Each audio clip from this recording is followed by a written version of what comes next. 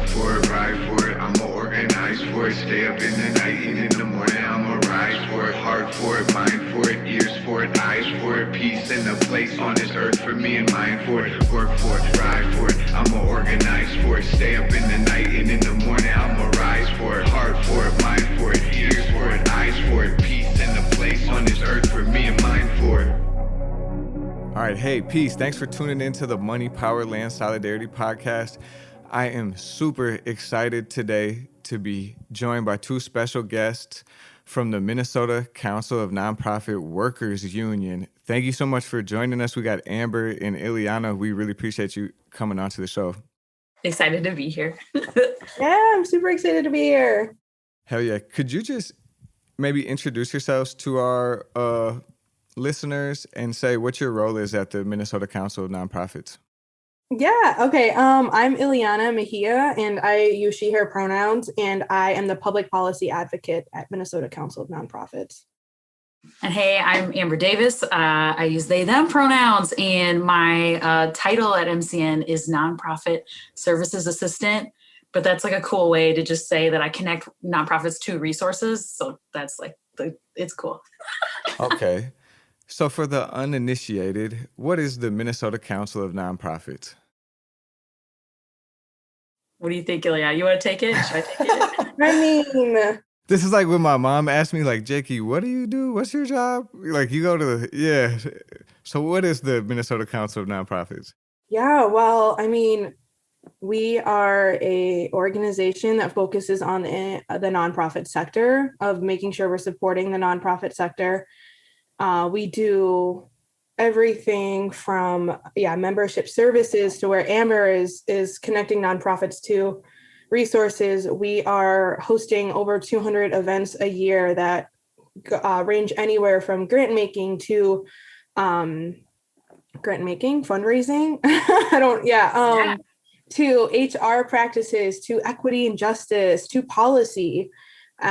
We also have a policy department, which I'm in, best department, I have to say. No, and we focus on public policy that supports the nonprofit sector and making sure that nonprofits are not harmed in legislation. We do advocacy work at the state level and also at the federal level as well. But yeah, we're a state association. Yep. Yeah, we're like a business association, but specifically for nonprofits. Mm-hmm. So it's like specific and wonderful and weird. And we're not the only one in the country that does this kind of work. There's like an organization in California, New York, Colorado, et cetera, other places that also are state associations connecting nonprofits to those resources, like Ileana said. Wow. Yeah, I knew about the Minnesota Council for Nonprofits because it's like the number one go-to job searching website for a lot of people. Yes. Found a few jobs on there. Yeah. How did we forget that, Amber? Yeah, we forgot about the job thing. No, it's totally, I feel like everyone kind of knows us from the job board. And I love the story of where it started. Historically, before Ileana and I were there, like in the 90s, it used to be a cork board on our wall, either outside our office or inside, and folks could put a push pin on our corkboard physically in the, on the board. And then it got so big that they had too many pieces of paper up there. So they made it into like a big 3-ring binder filled. And so folks could come and flip through it, and now of course it's online. It's really interesting. Yeah. So the Minnesota Council of Nonprofits, this network of nonprofits and a staff dedicated to strengthening the nonprofit sector, speaks to how influential the nonprofit sector is in Minnesota. There's a lot of foundations, there's a lot of nonprofits, there's a lot of people employed at nonprofits. So tell us about this exciting effort to unionize. What drove this unionizing campaign? And if you could kind of walk us through that process, what kickstarted the idea, and tell us about the Minnesota Council of Nonprofit Workers Union. Yeah. Ileana, you want me to start? Yeah, I do, yes. The history. Amber is like the founder of this unionizing effort, and I'm so grateful for it. Hell yeah, salute. I love the word founder, true and untrue, very untrue, because, right, the union is a collective effort. So was I there from when workers started talking about these issues? Yes. But leading, no, it was like all these workers, and just like Ileana and I are now, I think the workers at MCN, and specifically right now, those who are the majority that want to unionize, I would say we don't even like have a leader there, because we are just, folks are like diving into what their skills are good at. If someone is in love with writing or reading contracts, if someone loves to talk, if someone is interpersonal, like kind of an introvert, like we find places for everyone to be, and they choose themselves. It's really beautiful. But I've been at MCN for 3 years. And in the time, especially my first year, there was all this like high turnover. And then the turnovers like continued throughout my time at MCN. And so, that's like when something's up, right? Yeah. What is going on? Why are people leaving? And MCN, of course, like is always pushing for, we want like high wages for nonprofit workers. We want at least, if a nonprofit worker is doing the same type of work that someone in the government sector is doing, we want to see that those wages match. That somehow, why are nonprofit workers being paid less? They should be up at least where government is, and we hope to like push that forward. It's a really beautiful idea. But so if the wages are, if we have this value around wages, but there's such high turnover, then there's something else going on. And so workers started to talk about it, specifically around, we launched this really big, cool initiative that we wanted to connect nonprofits to health insurance and having health insurance. So even if you only have 2 staff at your tiny little nonprofit with a tiny little budget, the idea is like we can make sure that you get connected with reasonable health insurance rates, because we're working within these like harmful health systems. So it's a cool project. It's called Benefits Minnesota, and we launched it for 2020. Leading up to it, was a time when the staff were a little bit, I will say, like for Benefits MN, the staff knew that there was going to be a big change coming. We knew it would change our healthcare, and we knew that there was a lot of stuff going on that we weren't necessarily in the room for. And that was, it was a little bit surprising, and it was very fast moving, because it's this final dream project of our executive director. Wanted to end, before he retires this year, on a really big note. He like launches this beautiful program, maybe his swan song. I'm not sure. Maybe someday him and I can have coffee. We can talk about it, but not right now. So they pushed really hard to launch this program really, really fast, because over MCN, MCN has been operating for over 30 years with our founder and the executive director, who's still in his current role. He's known for all his career that nonprofits wanted this. So I think there was a kind of a push maybe from him, or maybe external factors, for us to launch this program. But the staff knew this is getting launched too fast. We don't have any control or say over the benefits we're about to receive. And like our healthcare is changing. And this is really important to us being able to show up at work. So it's a top-down initiative to switch up healthcare benefits, basically, and that was going to affect y'all's healthcare package. It wasn't just something that you were rolling out for other nonprofits. It was like this whole new healthcare policy that Minnesota Council of Nonprofits was trying to roll out. You got it. We had to be all in as an organization to launch it. So we had to everybody had to sign up to make sure we just had numbers to prove hey, this is going to be sustainable. So it's okay, all of MCN staff, if you have dependents, if you're opting in, they're on, everything is changing, and staff are realizing we don't have a voice. There's high turnover, stuff is going on. Right. So that was a moment then that people started to ask questions about power in the workplace, who's setting the policies. These are questions that really impact our daily lives, our pay, our benefits, our families. We got to have more power in these decisions. Mm-hmm. Exactly. Yeah. And, I was new around the time that they were starting this. I started at MCN in the summer of 2019 in August. And I remember, so I was new. I didn't really care too much about the healthcare, because I was going to have health partners for 2 months, and then we were going to transition over to Medica. So I didn't really have it didn't impact me at this point. But I remember I shared an office with the person whose main role was to roll this out and to make sure that this plan was successful and whatnot. And so I would hear updates myself because of the office that I shared with her. And I remember being at the annual conference of 2019. We were in Rochester in person, right? And John Pratt is on stage and talking about all of the accomplishments of the year, and then drops this bomb out of nowhere saying, and we've just been notified, we've been approved by like the Department of Commerce for this health insurance plan. And Wow. everyone kind of knew that MCN was working on this, but the whole room like exploded into like, cheers and clapping, and everyone was super excited. And I remember looking around the room at like trying to find staff to say, we have not been approved yet.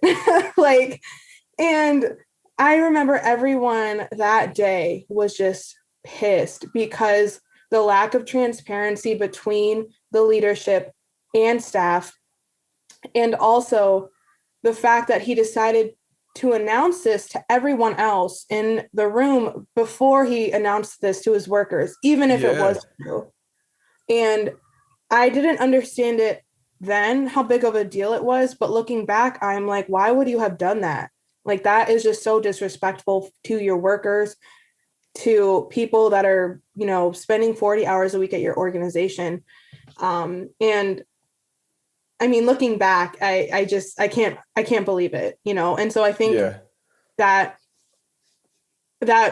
totally would have been a turning point for me had I been more exposed to the MCN politics, if you will. Yeah.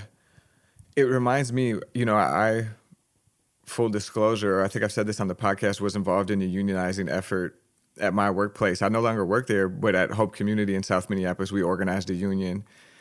And a similar instance was coming to a meeting, a all staff meeting about like the strategic plan for the organization.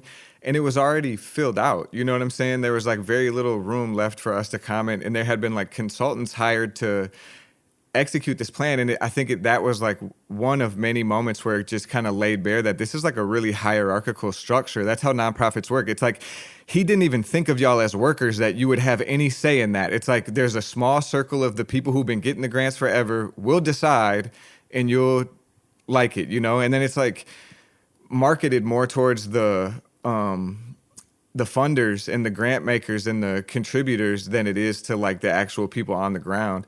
So where did it go from there? Like, what are some of the other issues that came up as you all started to unionize, and kind of get us up to speed as far as how did you make the decision to go public? Ooh, yeah. Oh my gosh. Yes. I think after we saw like this big moment, right, in Rochester, Minnesota, we all come back to the Twin Cities where our main office is based. We start talking to each other outside of work. We start meeting up outside of work, and we're like, listen, like other nonprofits have had unions, other organizations have done this. We need a formal say in our workplace. And we started meeting up. That's exciting. Yes. And so then I feel like, especially when you start to notice that power imbalance, then all of a sudden things become just a little more clear, right? Yeah. So we know, like, Ileana, I mean, like, we have talked about like the moment when you did all of this work for organizing this public event, and you were set to speak at your own event that you did all the work into, and all of a sudden there was this like change up that happened, and it kind of, I think, struck us differently. I don't know is that something like you want to talk about? You don't have to.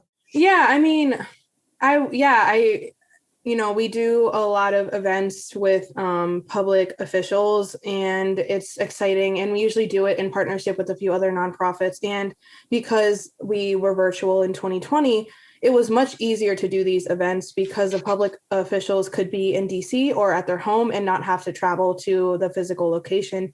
And so one of the events, they happened like pretty close, like back to back within a few weeks of each other. And so I had talked with the other nonprofits that we were, working with, and we were kind of like, okay, great. Like we all know our roles. Like, let's switch it up. Like I was going to do the introduction. Another person was going to do the moderating of questions. The other person was going to like close it out. And that's usually how we do these events. And so I told my boss, I was like, oh, hey, just like an FYI, you know, this event is happening. It's pretty cool. I'm going to introduce it, whatever. And she was like, okay, great. And then she kind of was like, actually, let me just check in with John really quick to make sure that that's what he would like. And I was like, okay, that's really odd. But sure. And as Amber said, yeah, he ended up spilling in my role. I had to send him all of the information, like the questions, the agenda, the, you know, who's talking where, like all of this information. It was a long email. I have to say it was pretty beautiful the way that I like made that look. Okay. So did all the work to set it up and then was supposed to like play your part in it then, and then had to do all the work again of like giving this man the crash course so he could step in and get to shine when you know what? Yes. Wow. He didn't say thank you. He didn't. And you know what's so wild is that whenever he was on the call with this elected official, I'm not joking when I said, or when I say he said maybe 3 sentences. And the whole reason behind it was that he wanted to build a relationship with said public official. And my supervisor, I think she was in a really awkward position because she knew that it wasn't a big deal if I spoke. She thought I would do great, but she was also in this position of, I'm pretty sure the executive director wants to build a relationship with them.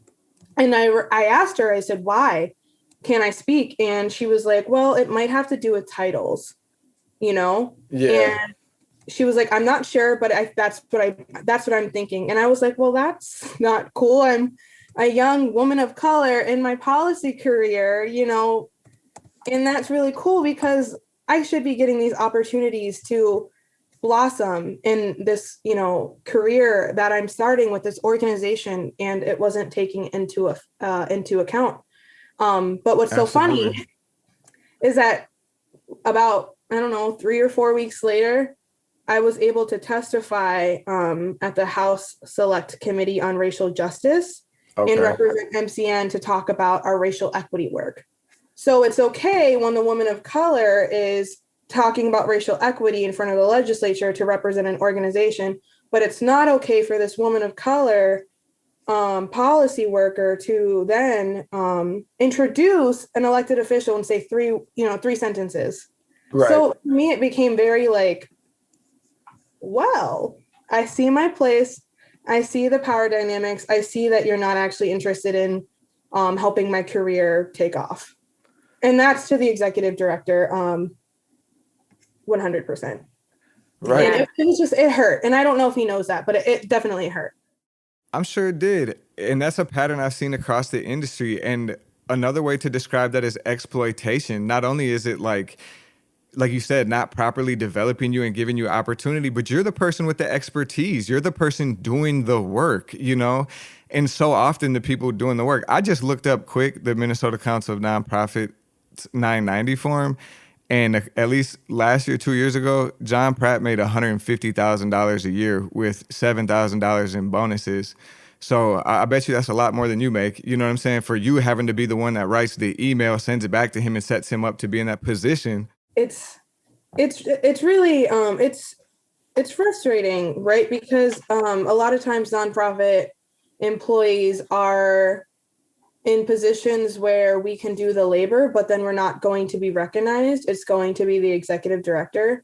But I have to say that when I started organizing with, Amber and everyone else, I mean, the conversation was so quick. I mean, I remember Michelle's no longer at MCN, but they were like, hey, so a few of us have been kind of talking and we're thinking about starting a union. Is that something you're interested in? And I was like, oh, hell yeah. Like, try me out. That's fine. And so then we started other organizing conversations with people.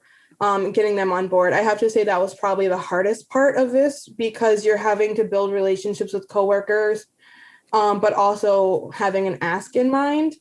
Yeah. And not that you're, you know, trying to put them in a situation where they have to say yes, but I mean, you're really trying to say, like, listen, we need to have change, and this is a way to do it. And some of them are, cool, I want to join. Others are, I would say, frankly, scared. Certainly. Understandably so. Yeah. Yeah. Yeah. Tell me about a little bit about that. Like, how do you feel like this effort has impacted you and your coworkers? Like, what's the morale like at work? And to me, like what you just said, that's how we build each other. That's like a really transformational process when you can have that type of conversation with a coworker and mutually commit to doing something together. That's a big experience, and that's also how people build political consciousness, right? And political power. So what's it been like for you? Like, how does it feel in the workplace right now? Also, could you tell us a little bit about, like, what are your goals with the union? What do you want to see come out of this process? What do you think? I think like it's so incredibly, I'll say powerful. Like, it's so incredibly powerful to have solidarity with your colleagues. It changes things for the better. It changes the way you interact with each other, the way you can disagree with each other and have deep respect for each other. Real shit. I feel like that's been like, that has just been an incredible process. And even, colleagues or folks that kind of like hide in the shadows at MCN that are like, oh, like I support your union, but I can't say anything. They're missing out. They're missing out on this incredible solidarity that we're building.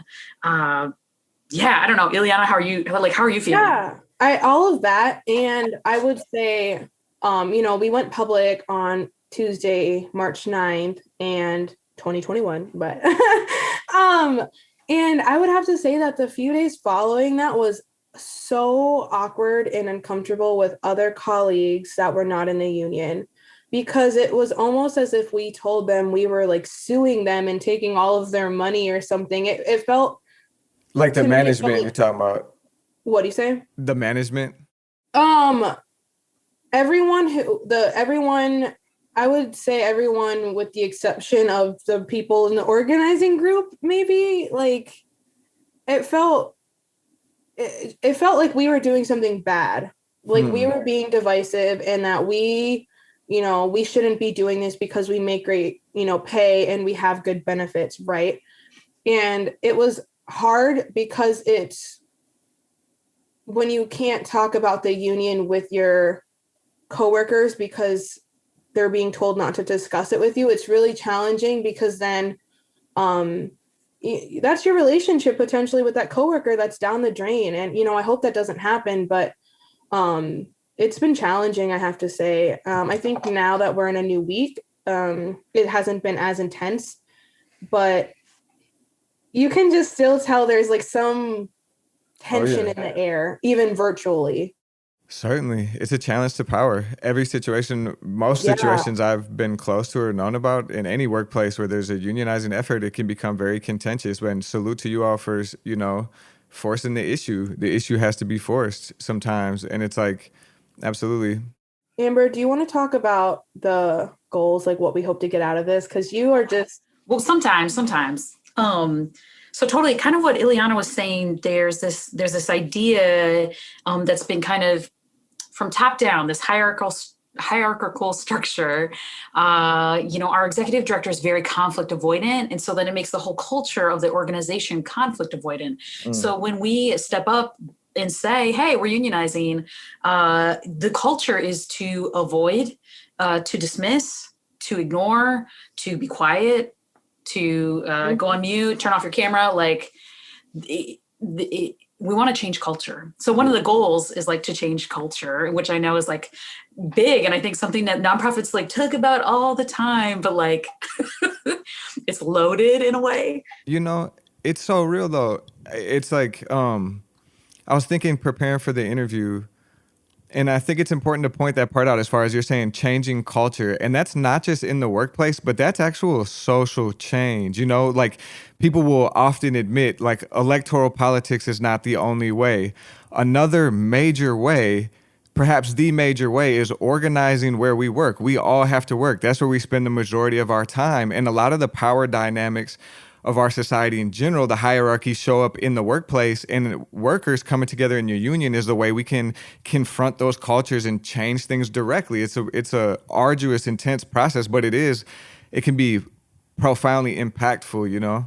Mm-hmm. Right on. The workers hold the power. We hold the power, and management, directors, and our board are maybe afraid of us because of the power that we hold. So our management has responded to us with, they lawyered up. They made sure that their directors and managers are getting like a special training from a lawyer about what they can say and what they're not allowed to say to us about unionizing, which they instill so much fear in the management that managers, although they actually can say, I support a union. That's Certainly. great. Certainly. Right. They're afraid because someone top down has made them afraid. But we also hold power, and up top is afraid, right? The executive director and the folks that hold power are afraid of us and our power, which is also its own beauty. And like, we're trying to encourage other nonprofits and other nonprofit workers, like, this is your power. Solidarity is your power. Mm-hmm. It's super, it changes things. You asked about like goals. And so like culture change, number one, obviously, but then also maybe really specific stuff. Like, we're tired of the dismissive and conflict avoidant culture. So we want to be able to have an avenue that workers can say, hey, this is like really working, or this maybe isn't. And we can have avenues for conflict or discussion or change. And we need a formal avenue to do that, because we've been down the road. We've been down the road where we talk to HR. We've been down the road where we talk to the associate director. We've been down the road where we show up to the board meeting and are asked to be muted and camera off. We've been down these avenues time and time again to advocate for ourselves as workers. Those avenues aren't working. So we know now we need to reset this power dynamic in the relationships, challenge this idea that the nonprofit structure needs to be hierarchical, and like put the workers in front who are doing the work. They're doing the mission. So issues are like having our formal avenue to actually talk about our workplace. I would say really big. We have questions about like time off and getting burnt out in the nonprofit sector. Yeah. So at MCN, we want to talk about PTO and vacation. We want to talk about health insurance and healthcare, because that was really big for us in the beginning. So those are like some of the issues and goals that we want to like talk about and change. Hell yeah. That's awesome. That's really awesome. I wanted to play a little game real quick. I thought you all put a good piece up on your Instagram yesterday, and I just want to situate this too and like respond a bit to what you say, I guess, before I jump into this. But there's a lot of nonprofits who unionized in the last year. Some of the, more powerful, positive nonprofits in the state are unionized, and I should have a list in front of me as far as who has been voluntarily recognized right away enthusiastically. And that's so beautiful to see. And that's like how it should be. You know what I'm saying? And any hesitation is union busting. There's no good reason to deny your workers their right to unionize. We have a right that was hard fought to unionize. And it's nothing to be afraid of. It's bringing more power to the table. It's a positive movement. But also, in terms of like the response from your management, the quickness to lawyer up and just the really conservative take, I think that's a deeply ingrained part of nonprofit culture. That's the way management is trained. Unions are fairly new to nonprofits, so it doesn't fit into most of these people's thoughts of their own careers, what they've expected to their work experience to look like. So it causes a lot of reaction. And, these are like corporate boards. This is corporate tax money. They have an anti-worker agenda a lot of times behind the scenes. So you're going to hear a lot of attempts to union bust, and they might sound different ways. So I want to give you like a naysaying comment, and then if you could just kind of help walk me through it. I want to support the union. I really do. But I heard, for example, I was talking to my supervisor, and he said, we just don't have the budget. What do you think, Ileana? What I think is that it's not always about the money. It's unions are more than just wage increases and benefits offered, right? It's When you think about unionizing and the labor movement, they gave us, 8-hour workdays and, weekends off and whatnot. So, in safety and protection for people. And so it's not always about the money. And I would say in MCN's case, it's truly not about the money. I would say, I think we do need some increases in some salaries, 100%. It's not always about the money, and there's always money. Okay, you can always move some Real items shit. around. Like that argument is, it's just not relevant in this case, and in most cases as well. I think it's a false narrative that a lot of nonprofits are giving out, that, oh, we don't have any money at all. Yeah. Oh, we don't have any money, but we're paying our Right. executive director. How much more? Amber, what is the wage difference between the lowest paid worker at MCN and the highest paid? Yeah, I think it's like 120,000. Yeah. Oh. So you have $120,000 to kind of figure out what to do with, at least. You know what I mean? Like, you know what I mean? Like, now that you say it, they do have the money. I'm not so concerned about the budget anymore. Hey, I want to add one little piece, because we got hit with this immediately, and everything that you said is absolutely true. And I've been realizing, like, point to the foundations. If our answer to the management should be, then, if they're telling us we don't have the budget, then you need to go get more from the foundations. And collectively as nonprofits, we need to exercise our collective muscle. So stop fighting us. Let's work together to go redistribute more of this money, Mm-hmm. All right. Yeah. So I went home last night and I felt good about the budget, but then I got a text from my supervisor, and I kind of was feeling him, because what he was saying is this could be divisive, and I need to protect my work relationships. That's my guy. My supervisor is actually really nice. Totally. Like, if I were like responding to you, the worker right now, I would validate you, is like the first thing. I'd be like, oh my gosh, yes, you do have, I've seen your relationship with John. Like, the two of you work really well together, and that makes that makes a lot of sense that you want to protect that relationship. I totally get it. But I mean, have you ever thought about, like, what if John left for a different job or a better paying job? Or, like, I don't know, what if he gets transferred to another department and you have a new supervisor? You're never guaranteed safety, protections, and work relationships just because you're friendly with your supervisor. So Amen. I would push back on it. I would say, no, like, yes, like, maybe you and, let's say, John have a really great relationship now, but he's not going to be there forever. And the workers need to make sure that they're taken care of, and they need to advocate for themselves now and for future workers. Mm-hmm. And then, I mean, when you say it's divisive, I also want to, like, unpack that a little bit. Like, who is it divisive for? Is it divisive for the workers that are in solidarity? No. Is it divisive for the majority support that the workers decided that they want to unionize? No. There's no divisiveness within the workers. The divisiveness comes from managers, the bosses, the folks with the power. So I would say I would unpack it. Who is making it divisive?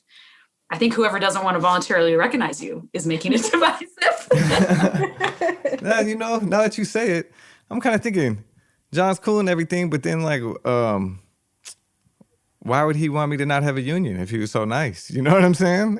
What's the guy? It's not hurting him at all. Yep. Okay. I took that home with me, and I'm thinking about showing up to the union meeting. I'm still feeling a little, I don't know though, because I really came to work for this mission. That's why I work in the nonprofits, because I believe in the mission. And I heard that a union will impede the work of our mission. Ileana, do you think MCN unionizing is going to impede the work of MCN's mission? No, not at all. In fact, it's going to help our mission. You're taking care of your workers, right? We are carrying out the mission and the work that we do every day to talk with our members and to push for policy that's going to positively impact the nonprofit sector. So no, it's not going to impede a mission. And I call BS. Yeah, we call BS.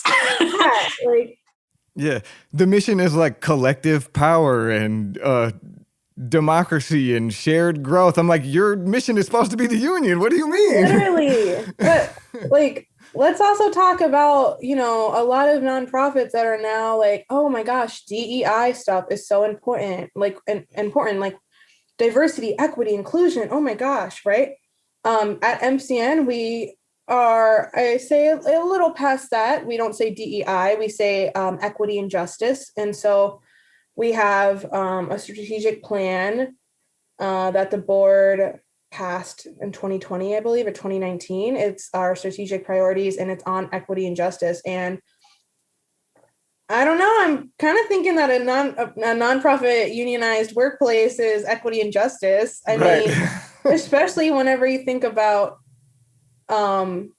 the demographics of the people that are in the lowest paid positions without any management titles, and then you start to work your way up, it becomes a little less racially diverse, ethnically diverse, right? And so it's like, gee, would unionizing fit into our equity and justice priorities? I mean, exactly. I feel like it's a no-brainer, right? But like, yet it's 8:11. Oh, sorry, we're it's late at night, right? And we are still not recognized, and we it's been a week. Okay, so that's where we are right now. First, I gotta say, I'm so enthused about this mission, and you just connected the mission to the union, and I'm ready to sign up. Sign me up. Where's my card? I'm down with the union. Just forwarded it to your inbox. Thank you. So tell us, you're still in the waiting period right now. You all, what do you expect? Well, how can people support you? Like, how are you feeling right now? So Ileana shared this tweet with me where someone who's in the nonprofit sector, who's like the president of like a group of like nonprofit professionals, this person tweeted that they were maybe scared to like or respond to any of our posts, our tweets, our Instagram, etc. Interesting. And Ileana and I kind of like, looked at it together. I feel like, at a distance virtually. But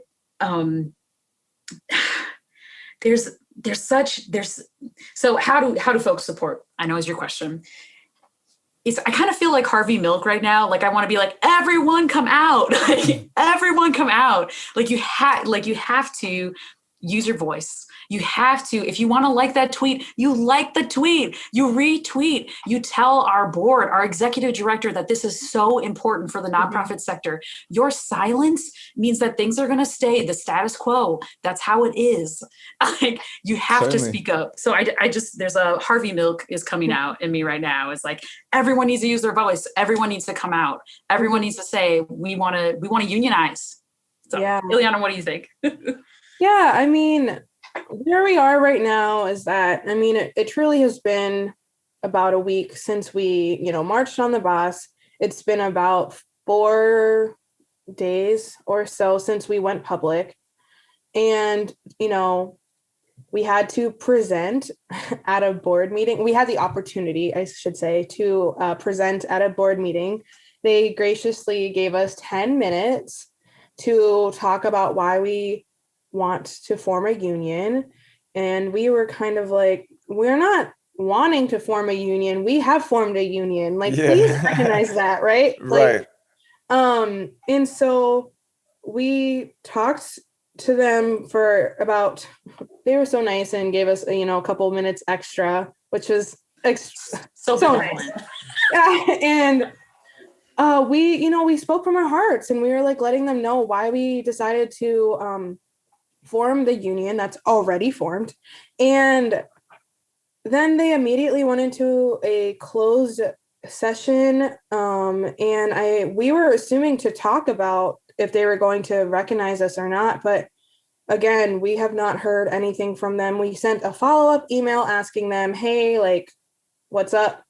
Are you going to voluntarily recognize us? We have not heard back. And so at this point, we're just going to continue to get support, put pressure on them and go from there, take it day by day, really. But it's frustrating because It is. I they're bet it constantly is. delaying it.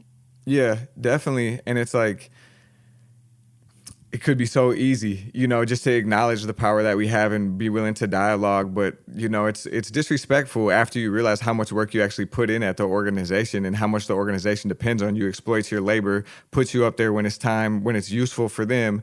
They're making a lot more money than you are. But then it's again as if it's one, to act offended by it, to take it personally, or then just to not enthusiastically embrace it. It's like, that's unfortunate. Shout out to the people who are enthusiastically embracing it or who are learning quick. I understand we've all been indoctrinated with anti-union propaganda. So I would put out that pitch that my fellow workers, I work in a nonprofit. I did before I did before the last one I worked in. That's a big part of the economy. And it's not time to ride the fence. Join this. It's a powerful movement. There's more for us. We could get paid better.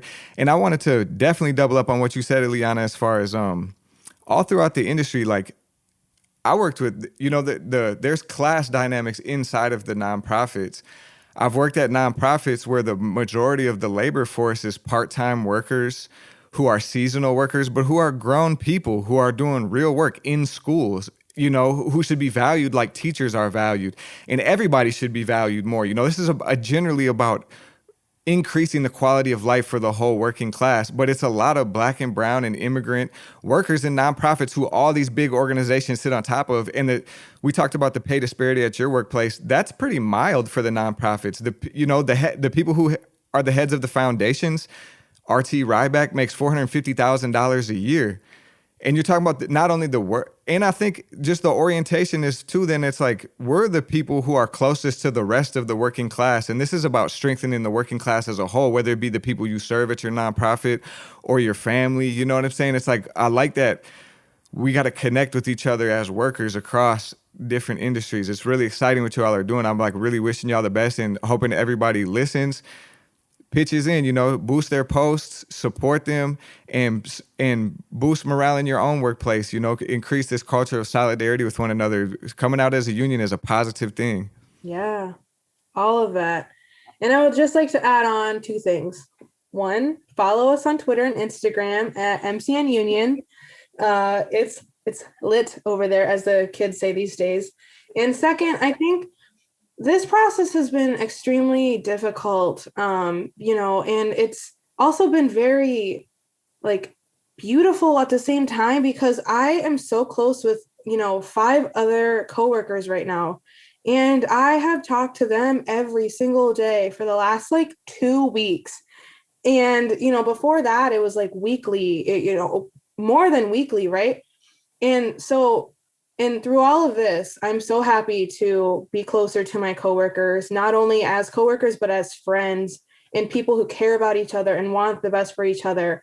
And I think that, they can, I hope they don't, but they can continue to delay, and it's only going to strengthen our bond with each other. And yeah, that's not a bad thing, No, absolutely. So absolutely, definitely. That's so cool. It's like, it feels really affirming to me to hear you all's experience, because it was transformational for me to be a part of something like that. And now I'm starting to know some other groups that have done it too. And that's so cool that we've all gone through that experience together, and we gained a lot of valuable skills and knowledge. And some of us won, some of us took a short-term loss, but I think we're building something, and it takes a lot of courage. And I'm just hoping you all are able to rest and nourish yourself, because it's stressful too. It does bring a heightened tension into your life for sure. Mm-hmm. Yeah, mixing a 501c3 nonprofit and Minnesota nice is the perfect recipe for just conflict avoidant and microaggressions and beating around the bush. It's just, it is what it is. I feel you. I think, yeah, both of you said some workers take it personally, especially management and bosses take it personally. It's oh, it's not about you. It's not about you. It's not. We're breaking down those harmful ideas that nonprofits shouldn't or can't unionize. it just doesn't make any sense. You know, you got to prioritize your staff's well-being, their benefits, and especially their access to decision-making and being at the table. Absolutely. It's not about you. It's really not. Well said. Perfectly. Definitely. It's really not about you. Yeah. You know, I think what's really exciting, maybe you all can respond to this, is I think it could set a great precedent if you all organize a union because of the way you're positioned. Other nonprofits are looking to you all, you know, so that's really exciting. I guess I just want to say salute to y'all. You know, that's really cool. And I see, you know, what I'm hoping then is like, how do we as all the different nonprofit workers unions start to meet with one another and communicate across? You know, some of us are with different unions, and that's cool. We can build our mutual power together and build new networks, build new formations. Like you said, this is, that's just exciting to think about. So yeah, hell yeah. I mean, I can't wait. The future is really exciting. I think that is the most exciting thing about, you know, after we move into contract negotiations, is hopefully being able to help support other nonprofits start to organize. And I think that's going to be a very powerful movement whenever other nonprofits in Minnesota are like, okay, MCN did it. I'm pretty sure we can do it too. Hell yeah. So I'm here for it. I'm happy. I'm like, yes, let's unionize. Let's do it. Let's get all that foundation money. Hell yeah. Yes. Cool. Yeah. Foundation's only paying out 5% of their assets every year. Like, come on. Sitting on billions while we got people sleeping outside, people not eating properly, people with so many needs, so many jobs people need, and they're literally sitting on billions and billions of dollars just keeping it away from people. Fuck that. Right. All right. I really appreciate y'all coming on. Make sure you tune in to the Minnesota Council of Nonprofit Workers Union. We're joined today by Amber, Ileana. Money, power, land, solidarity. We need money, land, solidarity. If you funny, stand very far away from me. We have running plans about as far as they can see to keep them coming. Bands building